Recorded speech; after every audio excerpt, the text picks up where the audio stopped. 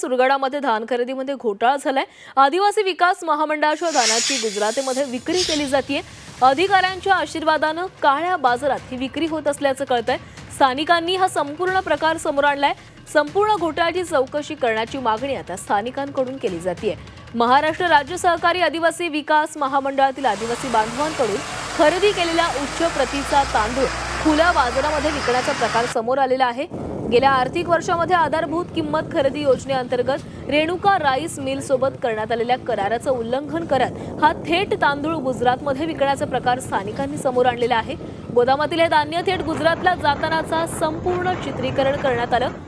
राज्यातील आदिवासींच्या शेतमालाला हमी म्हणून आदिवासी विकास महामंडळ 23 रुपये 50 पैसे दराने खरेदी करतं। या धानावर प्रक्रिया केल्यावर 100 किलो धान्यामागे 67 किलो तांदूळ जिल्हा पुरवठा विभागाच्या गोदामामध्ये जमा करायचा असतो।